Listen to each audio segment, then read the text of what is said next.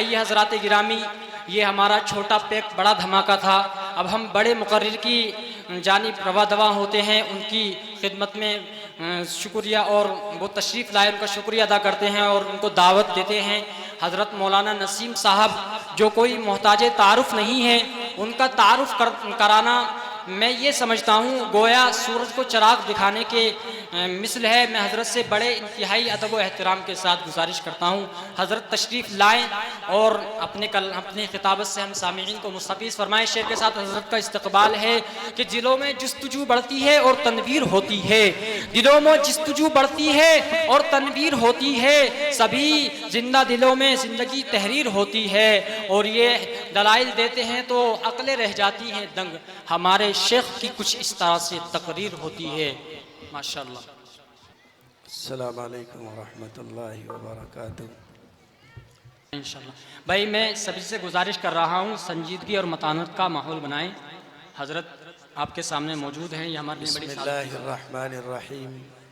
अल्हम्दुलिल्लाहि व कफ़ा वस्सलातु वस्सलामु अला इबादिहिल्लज़ीना इस्तफ़ा, अम्मा बअद, फ़क़द क़ाल अल्लाहु तआला फ़ी कलामिहिल मजीद, अऊज़ु बिल्लाहि मिनश शैतानिर रजीम, बिस्मिल्लाहिर्रहमानिर्रहीम। लक़द कान लकुम फ़ी रसूलिल्लाहि उस्वतुन हसना, सदक़ल्लाहुल अज़ीम। सुब्हान रब्बिक रब्बिल इज़्ज़ति अम्मा यसिफ़ून व सलामुन अलल मुरसलीन वल्हम्दुलिल्लाहि रब्बिल आलमीन।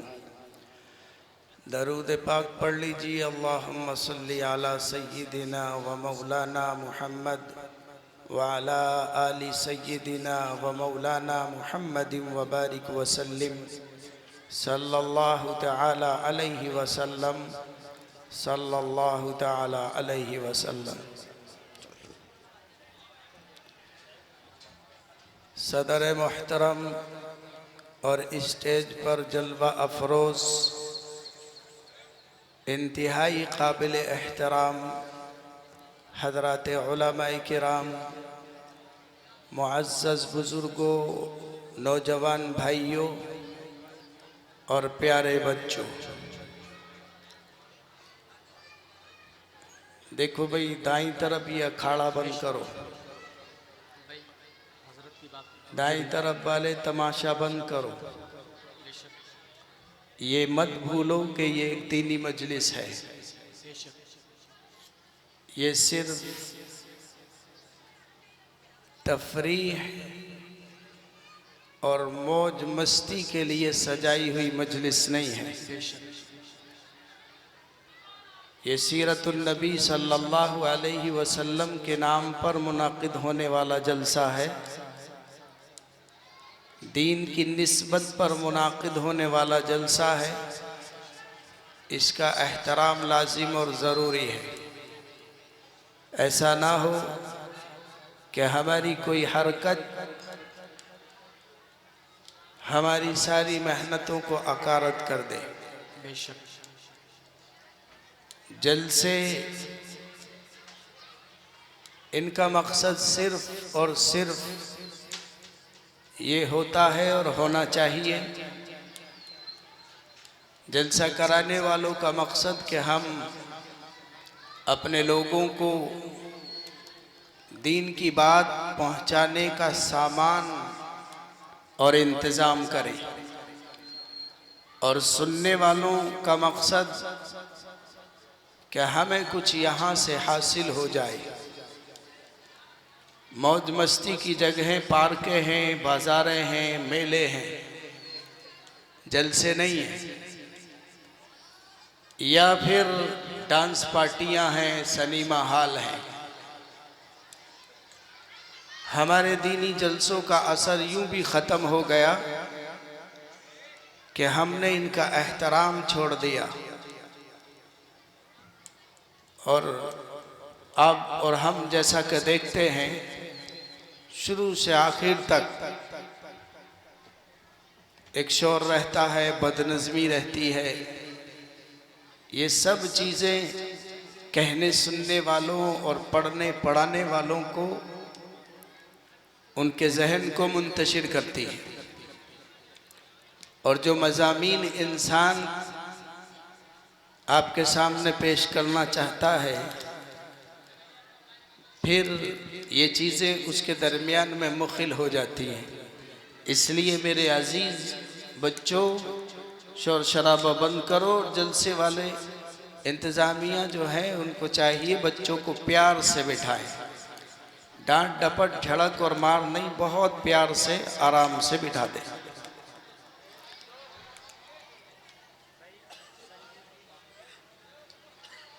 जलसे के उन्वान की मुनासिबत से एक आयत करीमा का टुकड़ा मैंने आप हजरात के सामने तिलावत किया है। अल्लाह ताला ने उस आयत में हमसे कुछ कहा है और अल्लाह ने उस आयत में हमसे और आने वाली क़यामत तक आने वाली नस्लों से कहा है कि मैंने तुम्हारे लिए ज़मीन पर तुम्ही में से पैगंबर आदम जनाब मुहम्मदुर रसूलुल्लाह सल्लल्लाहु अलैहि वसल्लम को बेहतरीन, कामिल, मुकम्मल, अकमल इंसान और आला शख्सियत बना करके भेजा है। तुम्हारे लिए उनकी ज़िंदगी में बेहतरीन नमूना है। तुम ज़िंदगी के किसी मरहले में हो और किसी मोड़ पर हो, तुम्हारे ऊपर जैसे भी हालात आए हों, तुम्हें इधर उधर भटकने की बिल्कुल ज़रूरत नहीं है। तुम्हारे पास एक कामिल रहबर, रहनुमा और मुक्तदा और लीडर जनाब मुहम्मदुर रसूलुल्लाह सल्लल्लाहु अलैहि वसल्लम की शक्ल में मौजूद है, जिसका निज़ाम कामिल, जिनके अखलाक कामिल, जिनका किरदार कामिल, जिनकी सीरत कामिल, जिनका लाया हुआ निज़ाम कामिल, इतने कामिल और मुकम्मल शख्सियत के होते हुए उसके मानने वालों को दुनिया के दरों पर ठोकरें खाने की बिल्कुल ज़रूरत नहीं है। लक़द कान लकुम फ़ी रसूलिल्लाहि उस्वतुन हसना। मानने वालों से बात हो रही है कि जो मुहम्मदुर रसूलुल्लाह सल्लल्लाहु अलैहि वसल्लम की रिसालत का और आपकी नबूवत का और आपकी ख़ातमियत का कलमा पढ़ चुके हैं, उनसे बात हो रही है। लक़द कान लकुम फ़ी रसूलिल्लाहि उस्वतुन हसना। तुम्हारे ऊपर खौफ के, ख़तरात के बादल मंडरा रहे हैं और दहशत तुम्हारे दरमियान में पैदा कर दी गई है और तुम्हें मिटाने की धमकियां दी जा रही हैं और तुम्हारी नींदें उड़ा दी गई हैं और तुम्हारी भूख छीन ली गई है और चैन चुरा लिया गया है और तुम सरगर्दा हो और कोई रास्ता नजर नहीं आ रहा।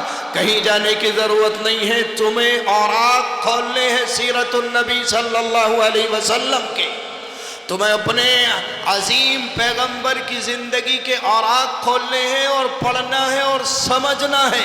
रब्बे कायनात फरमाता है उस ज़िंदगी में तुम्हें रास्ता मिलेगा, रहनुमाई मिलेगी, रहबरी मिलेगी, ऐसी रहनुमाई और रहबरी जो तुम्हारे बंद रास्तों को खोल देगी और तुम्हारी सोच और समझ से भी आगे बढ़ करके तुम्हें रहनुमाई करेगी। लक़द कान लकुम फ़ी रसूलिल्लाहि उस्वतुन हसना।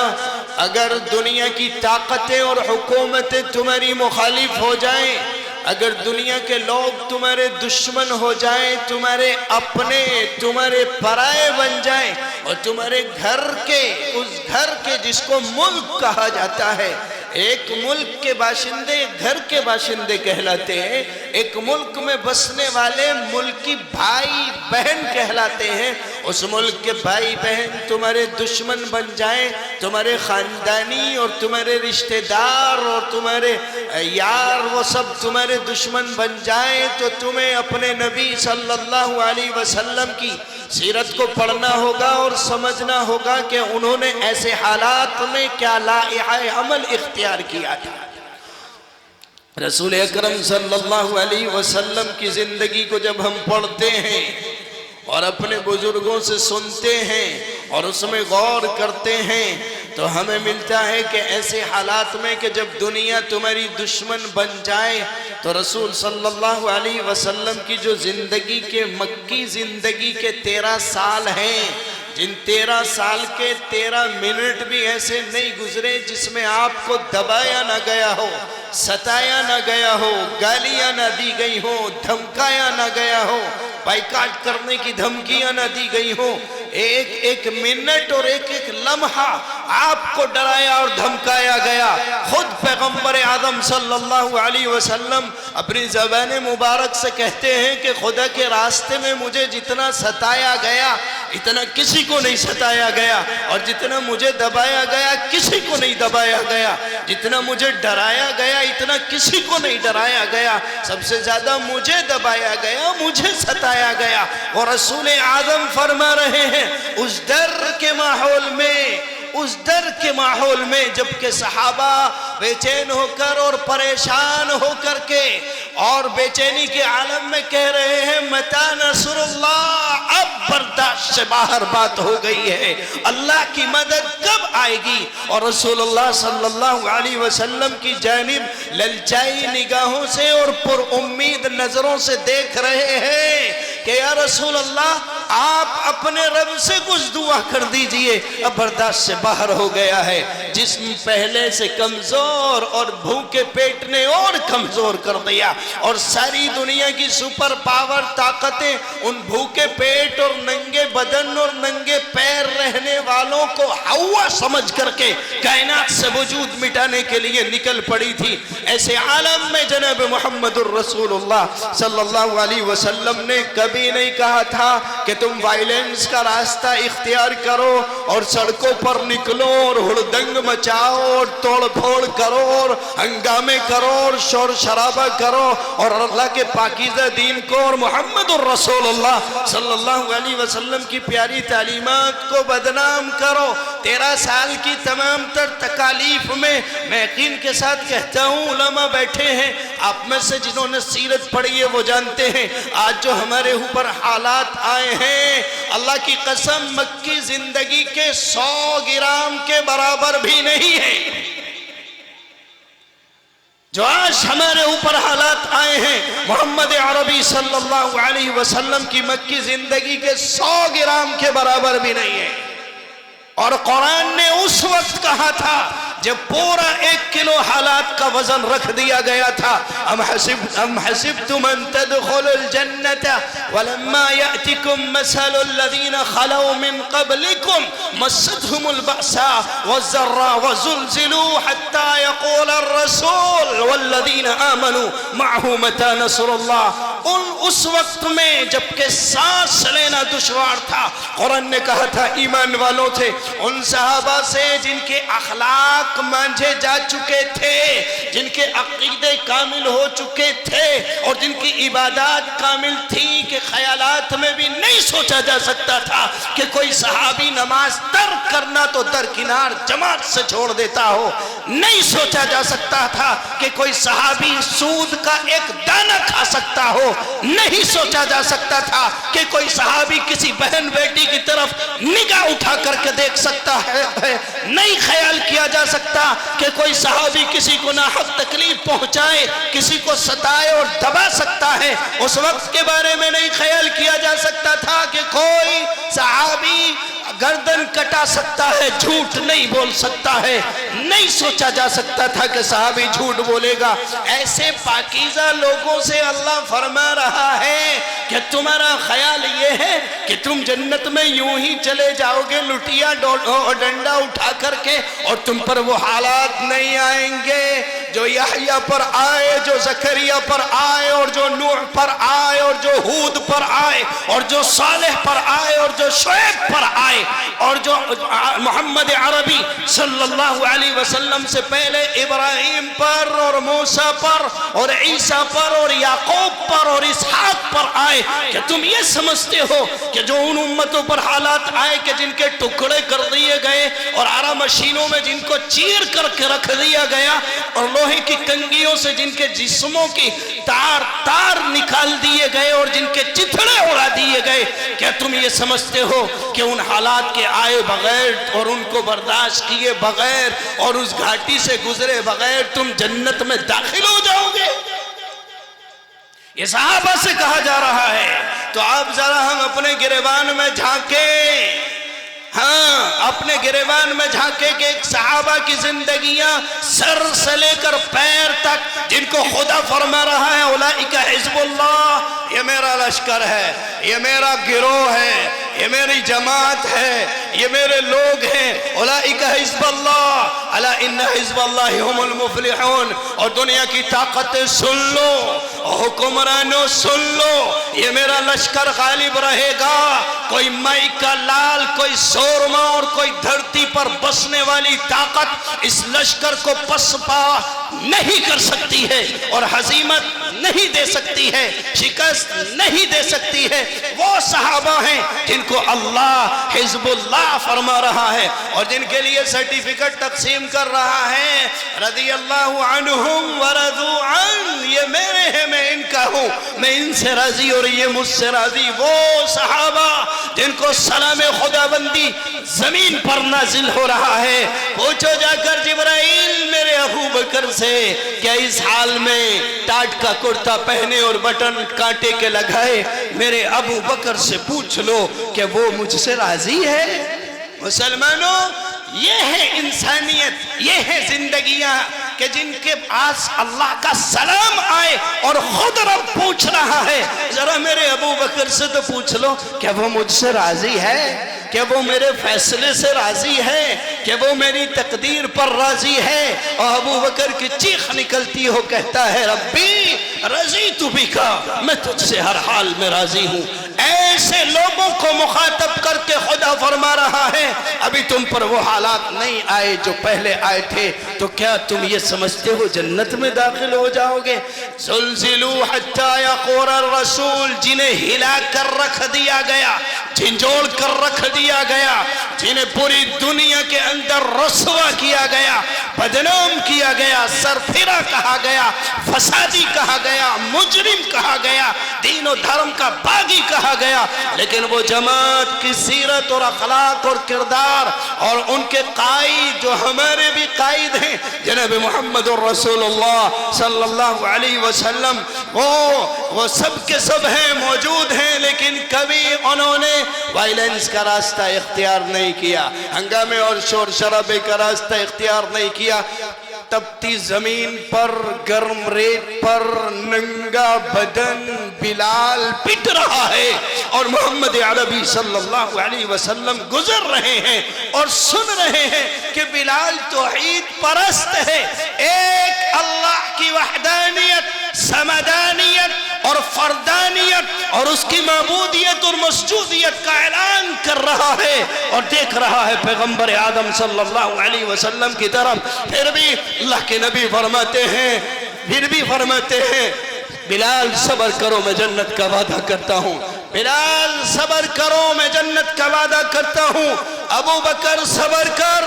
उस्मान चटाई में लपेट करके सारी रात दुनिया दी गई, फरमाया सबर करो, ज़ैद सबर करो। हाँ, सुमैया टुकड़े कर दी गई, सबर करो। यासिर अराफात को चीर करके रख दिया गया, फरमाया सबर करो, मैं जन्नत का वादा करता हूँ।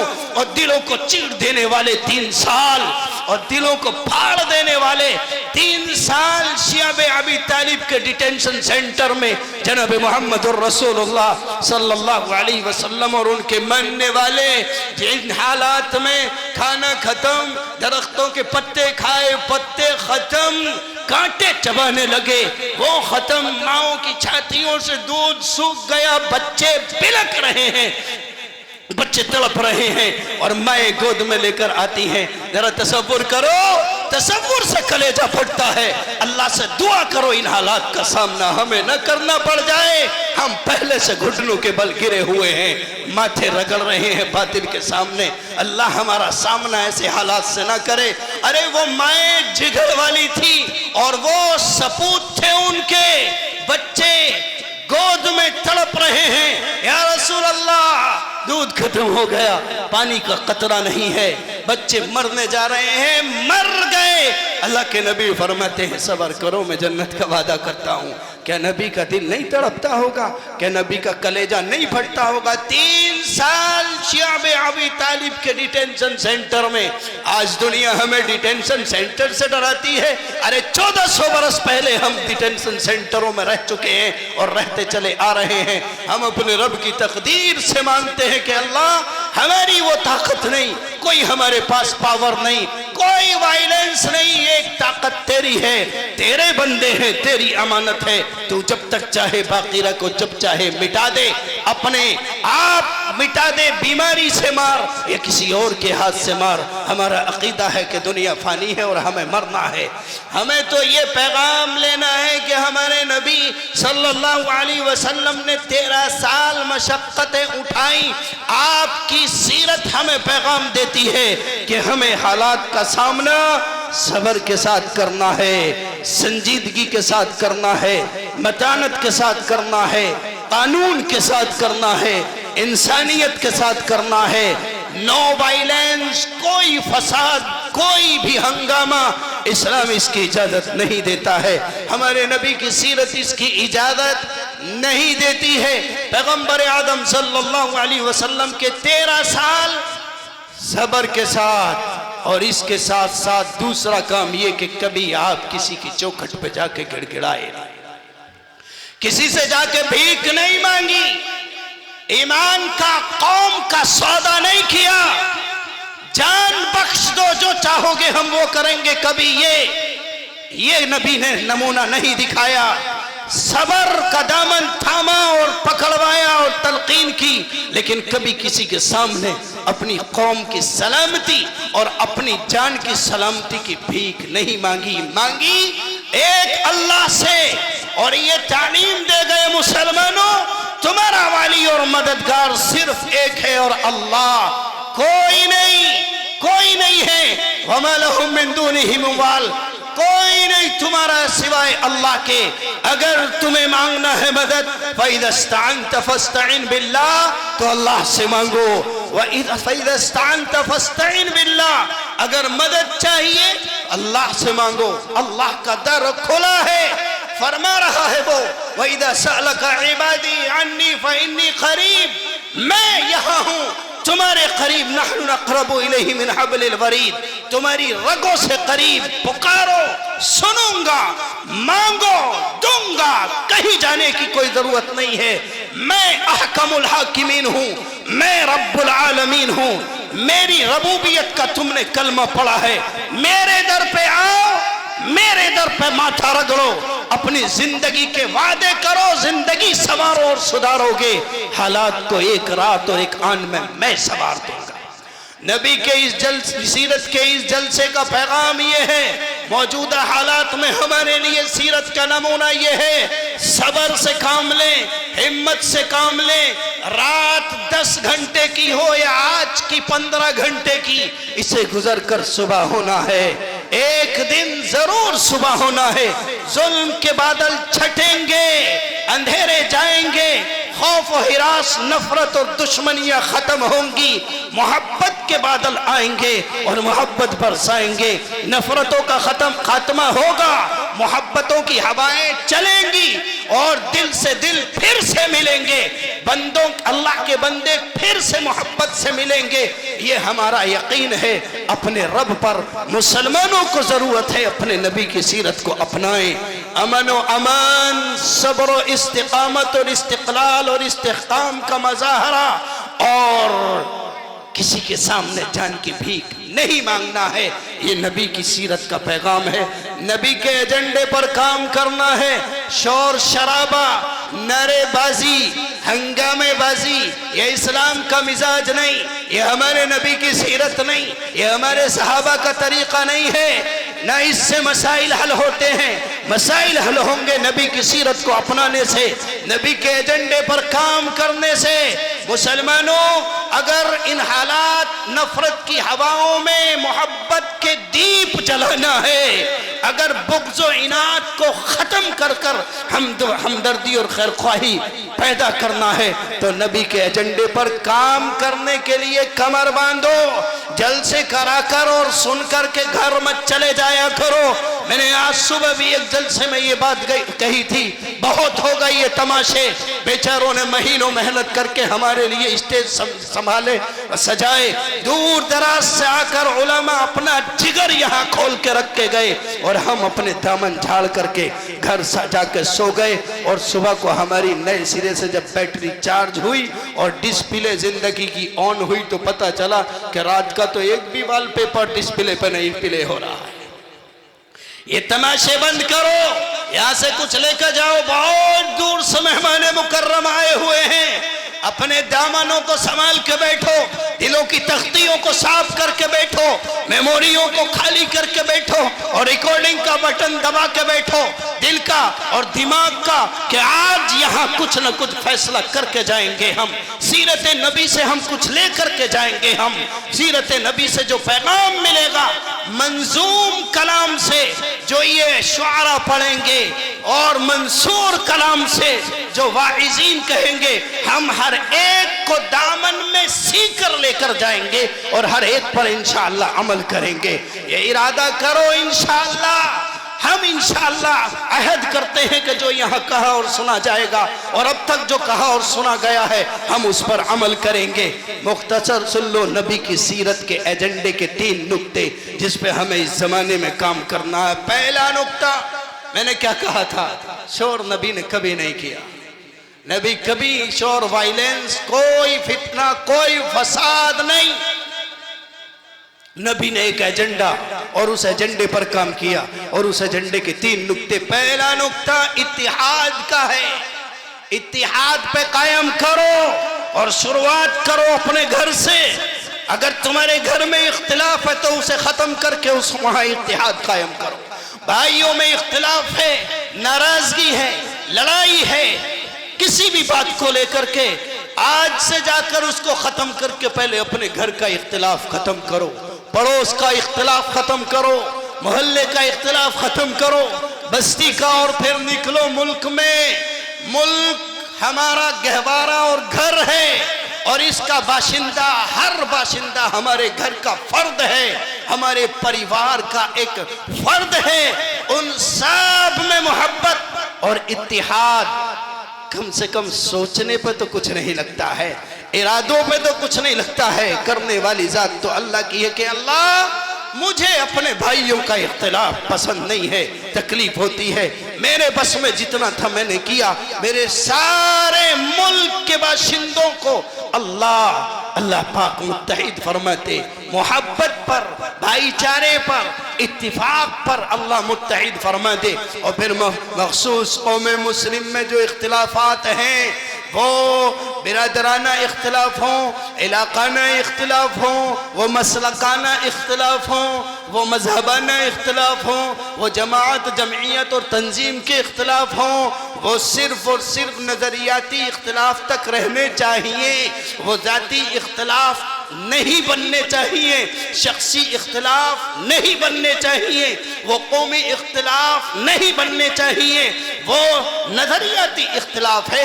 आपका नजरिया ये है, मेरा नजरिया ये है, आप अपने नजरिए पर, मैं अपने नजरिए पर कायम रहूं, लेकिन जात के एतबार से अल मुमिनून करजुलिन वाहिद, इन इश्तका ऐनुहु इश्तका कुल्लु व इन इश्तका रअसुहु इश्तका कुल्लु। मोहम्मद अरबी सल्लल्लाहु अलैहि वसल्लम ने फरमाया तमाम मोमिन एक बॉडी, एक जिस्म की तरह है। इश्तका ऐनुहु इश्तका कुल्लु, आंख में चोट लगे दर्द सारे जिस्म को होता है, पैर टूटे तकलीफ सारे बदन में होती है। हर एक कलमे पढ़ने वाले को दुनिया के किसी कोने पे बसता हो तकलीफ पहुंचे, एहसास यहाँ होना चाहिए, तकलीफ का एहसास। अरे इस्लाम तो वो मजहब है, मुसलमान तो क्या किसी गैर मुस्लिम भाई को भी तकलीफ हो तो हमारे नबी सल्लल्लाहु अलैहि वसल्लम ने कभी खुशी का इजहार नहीं किया बल्कि दर्द का इजहार किया है। हर एक की बीमारी पर दुख का इजहार किया है। हमारे मजहब की तालीम तो ये है, गैर मुस्लिम भाइयों को भी नुकसान पहुंचे, इस्लाम की तालीम ये है और सीरत का पैगाम ये है, उसका भी तुम्हें एहसास होना चाहिए और उसे भी तुम्हें दिलासा देना चाहिए। तो मोहम्मदुर रसूलुल्लाह सल्लल्लाहु अलैहि वसल्लम ने अपने एजेंडे के पहले नुक्ते पर काम करते हुए उम्मत को टूटने नहीं दिया, बिखरने नहीं दिया और उम्मत को मुंतशिर होने नहीं दिया। इस उम्मत को इस नुक्ते पर आना होगा और अपने जाती और समाजी और सियासी, मैंने कहा नजरियाती इख्तिलाफ हर शोबे में हो, मगर शख्सी इख्तिलाफ बिल्कुल नहीं रहने चाहिए। हर एक का एहतराम हो, हर एक की इज्जत हो, किसी भी पार्टी का हो, लीडर हो, नेता हो, ठीक है, अपना अपना नजरिया, अपनी अपनी पार्टी है, मगर एहतराम होना चाहिए इंसानियत का, एहतराम होना चाहिए उख़्वत इस्लामिया का, एहतराम होना चाहिए किसी भी जमात और तंजीम से वाबस्ता है, किसी भी जमीयत से वाबस्ता है। होता है इख्तिलाफ, दो जमीयतें हो गई, दो तंजीमें हो गई, दो जमाअतें हो गई और दो कुनबे बन गए, दो खानदान बन गए, दो मोहल्ले और बस्तियां बन गई, दो इदारे बन गए, दो स्कूल बन गए, बिल्कुल बन जाएं, लेकिन शख्सी और जाती इख्तिलाफात नहीं होने चाहिए। ये सीरत नबी सल्लल्लाहु अलैहि वसल्लम का पहला नुक्ता है। आपने कभी शिराज़े को बिखरने नहीं दिया। एक मौके पर ग़ज़वा इब्न मुस्तलिक़ के मौके पर दो गुलामों में हज़रत उमर रज़ी अल्लाह ताला अन्हु और मुनाफिक अब्दुल्ला इब्ने उबई के गुलाम में झगड़ा हुआ और उसने ताना दिया और ताना देकर के आग भड़काई और लड़ाई बढ़ गई, तलवारें निकल आई। मोहम्मद अरबी सल्लल्लाहु अलैहि वसल्लम दौड़े हुए गए और कहा कि ये क्या है, मैं ये क्या देख रहा हूँ माली और क्या है ये सब तमाशा, मेरे होते हुए अभी भी तुम्हारे अंदर जाहिलियत के जरासीम पाए जाते हैं। सुन लो, सुन लो, मन दाआ बिदावल जाहिलिया फलैसा मिन्ना, जिसने जाहिलियत का नारा लगाया, जिससे कौम में तफरीक पैदा हो, इख्तिलाफ पैदा हो, भाई भाई से दूर हो, मुल्क का बाशिंदा दूसरे बाशिंदे से दूर हो, तो समझ लो उससे हमारा कोई ताल्लुक नहीं है। नबी ने इत्तिहाद का सबक पढ़ाया, सीरत के एजेंडे का पहला नुक्ता। और दूसरा नुक्ता यह है कि इतने पुरआशोब हालात में जबकि नफरतें बरस रही थी, जमीन से उबल रही थी, उस वक्त भी नबी पाक सल्लल्लाहु अलैहि वसल्लम ने दावत इस्लामी की मेहनत को नहीं छोड़ा है। ये उम्मत का फरीदा है कि जब से इस उम्मत ने दावत के फरीजे को बालाए ताक रखा है, नस्लें दूर होती चली गई, मोहब्बतें नफरतों में कन्वर्ट होती चली गई। अगर हमने नबी के इस एजेंडे पर काम किया होता, एक तरफ अपने भाइयों को, बिरादराने वतन को इस्लाम की सही मारिफत उनको कराई होती, सही सबक पढ़ाया होता और सुनाया होता, ज़बानी सबक पढ़ाया होता और समझाया होता, अमली नमूना पेश किया होता, तो मैं समझता हूं कि आज रंग और हालात ये नहीं होते जो आज हैं। उनके सामने है ही नहीं कि इस्लाम में भाईचारे की तालीम क्या है, उनके सामने है ही नहीं कि इस्लाम हमदर्दी और गमखारी का क्या सबक पढ़ाता है, इसलिए नफरतें बढ़ती चली गई। हमारी जिम्मेदारी है कि हम दावत के फरीजे को अपना फरीजा और जिम्मेदारी समझते हुए, अल्लाह ने जितनी इस्तेदात दी है, सलाहियत दी है, जिस शोबे के लायक बनाया है, दावत के जितने भी शोबे हैं, चाहे वो मदारिस का शोबा हो, खानका का शोबा हो, तबलीगी जमात का शोबा हो, या मस्जिद के मेहराब और मिंबर का शोबा हो, या जलसे के स्टेज का शोबा हो, या इनफरादी मुलाकात का शोबा हो, अल्लाह ताला ने जितनी सलाहियत और इस्तेदात दी है, जिम्मेदारी है हर ईमान वाले की कि उस इस्तेदाद के मुताबिक अपने बिरादराने वतन को और अपने भाइयों को दीन की दावत पहुँचाए। और मुसलमानों में जो अमली कोताहियाँ और कमजोरियाँ और गफलतें और लापरवाहियाँ बढ़ गई हैं, अमाल करने वाले और कामिल ईमान वालों की जिम्मेदारी है कि उन मुसलमानों की उन अमली कमजोरियों पर मुनकर और नकीर का फरीजा अंजाम दें।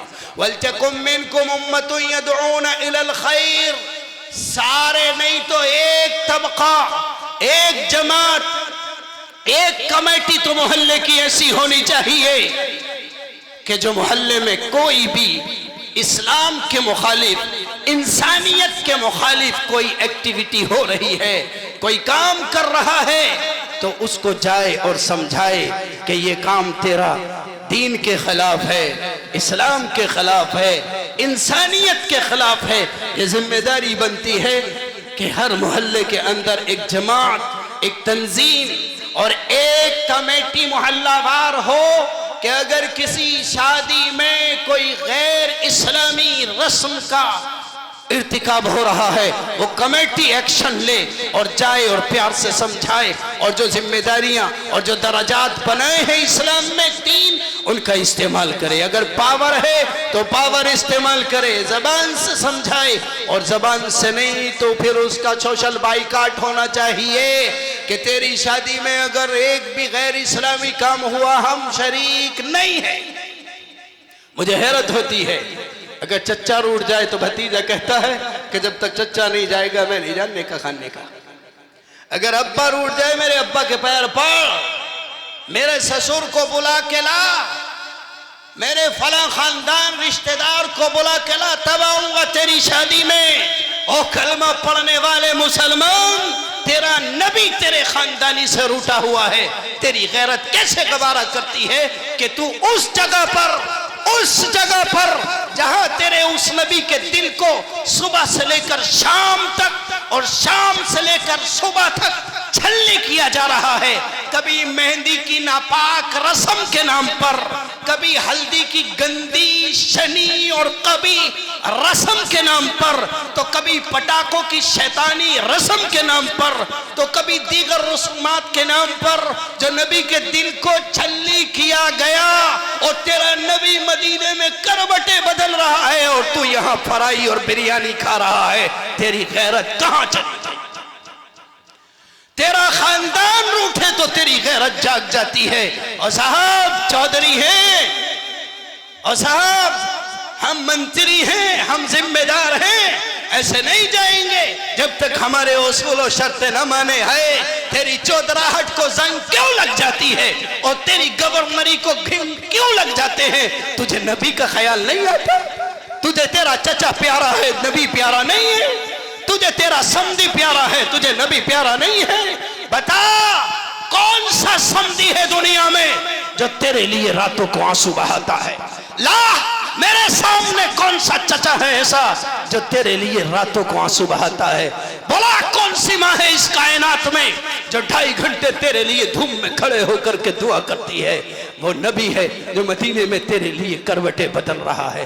वो नबी जिसने तेरे लिए, तेरी फलाह के लिए और तेरी कामयाबी के लिए, दोनों जहान की सरबुलंदी के लिए सारी रात सजदे में गुजार कर दुआएं मांगी है।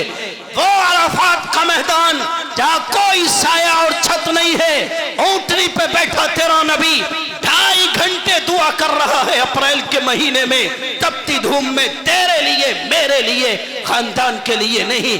तुझे चचा प्यारा है, वो नबी नहीं। तुझे चचा का एहसान प्यारा है, तेरे नबी के एहसानों को तू भूल गया है। मैं कहता हूं अल्लाह के बाद अगर इंसानियत पर इस कायनात में अगर एहसान है तो वो मेरा आका जनाब मोहम्मदुर रसूलुल्लाह सल्लल्लाहु अलैहि वसल्लम है। कहां मर जाती है, कहां मर जाती है बिरादरियां, कहां मर जाते हैं सब के सब जब एक मोहल्ले में, एक शादी में उस फातिमा की बेटियां अपने जिस्म को नंगा करके के लड़कों के सामने पेश करती हैं। कहां मर जाती है गैरतें? रात के 12 बजे, 1 बजे शैतान के परचम लहराए जाते हैं पटाखों की शक्ल में। कहां मर जाते हैं सबके सब? कहां चली जाती है ठेकेदारियां और जिम्मेदारियां? क्यों काम नहीं आती है यहाँ? क्यों काम नहीं आती? क्यों नहीं निकलते है? मेरा दिल फटा जा रहा है, मेरा नबी वहां करवटें बदल रहा है और तुम यहाँ डांस कर रहे हो, लड़कियों के डांस करा रहे हो, हल्दियां लगा रहे हो जिस पर तुम्हारे नबी ने लानत भेजी है, और फिर कहते हो निकाहों में बरकतें नहीं है, 6 महीने में नहीं टिका और बीवी खिदमत नहीं करती। मेरे भाई, कोई नबी के दिल को दुखाए और अल्लाह फिर वहां मोहब्बतें पैदा कर देगा। हाँ मेरे भाइयों, बुराई के खिलाफ, नफरत के खिलाफ, रस्मों के खिलाफ, दीनी गफलतों के खिलाफ मैदान दावत में आना पड़ेगा। मैदान दावत में। ये नबी के एजेंडे का दूसरा नुक्ता। और तीसरा नुक्ता है नबी सल्लल्लाहु अलैहि वसल्लम के एजेंडे का कि आपने कितनी मुखालिफतों में खिदमत का दामन नहीं छोड़ा है। उम्मत ने इसको भुला दिया। खिदमत, बूढ़ों की खिदमत, कमजोरों की खिदमत, बीमारों की खिदमत, बीमारों की खिदमत, पड़ोसी की खिदमत। तुम्हारे नबी की सीरत का पैगाम यह है, अगर तुम्हारे पड़ोस में कोई गैर मुस्लिम भाई रहता है और उसे दवाई की जरूरत है, तुम्हारी जिम्मेदारी है उसकी दवाई का इंतजाम करो। तुम्हारे पड़ोस में और तुम्हारी बस्ती में अगर कोई गैर मुस्लिम भाई खाने का जरूरतमंद है, तुम्हारी जिम्मेदारी है कि उसको खाना पहुंचाओ। गैर मुस्लिम भाई परेशान है और तुम्हें पुकार रहा है या नहीं कह पा रहा है लिहाज में, तुम्हारी जिम्मेदारी है कि हम हाजिर हैं, बताओ तुम्हें जरूरत क्या है। तुम्हारी जिम्मेदारी है मुसलमानों, तुम्हें भेजा गया है अस्पतालों के मरीजों का हाल पूछने, पड़ोस के भाइयों का हाल पूछने, गलियारे में तड़पते हुओं का हाल पूछने के लिए। तुम्हारे नबी की सीरत का पैगाम यह है कि आपके घर अगर बकरी का गोश्त बनता है तो आप सबसे पहले आकर पूछते हैं हमारे यहूदी पड़ोसी के घर भेजा है कि नहीं भेजा है। आपके नबी की तालीम यह है, अगर गोश्त बनाओ बकरी का, उसमें पानी बढ़ा दिया करो ताकि 2-4 पड़ोसियों के घर भी चला जाए। तुम्हारे नबी ने जो सबक पढ़ाया उससे जो अफराद तैयार हुए, और वो ऐसे अफराद तैयार हुए कि जंग के मैदान में सब प्यासे चले गए, मगर अपने भाई की प्यास के रहते अपनी प्यास बुझाना गवारा नहीं है। ये नबी की सीरत का एजेंडा है और नुक्ते हैं। अब हम जरा अपनी सीरत पे ख्याल करें। हमारी सीरत क्या है? इत्तिहाद हमारे पास नहीं। हमारी सीरत क्या है? दावत। दावत को तो हम जानते ही नहीं, एक ही दावत जानते हैं, वलीमे की दावत, मंडे की दावत, मेहंदी की दावत, और अब तो मैयत की दावत भी माशाअल्लाह खूब धूमधाम से बेखौफ व खतर खाई जा रही है। हाँ, अब कोई नहीं छोड़ रहा। हमारे यहाँ भी माशाअल्लाह मैयत की दावतें ऐसे जाते हैं खाने के लिए जैसे वलीमे की दावत खाने के लिए जा रहे हैं। तो दावत सिर्फ वही मैयत की दावत, दूसरे दिन की दावत, 10 दिन की दावत, 30 दिन की दावत, 40 दिन की दावत। ये दावत तो इसको कहते हैं। ये किस दावत की बात कर रहे हैं साहब? दावत इल्लाह, दावत इलल इस्लाम, दावत इलल अखलाक, दावत इलल खिदमत, दावत इलल इत्तिफाक, दावत इलल इत्तिहाद, दावत इलल मोहब्बत, दावत इलल उल्फत और दावत इलल मवद्दत।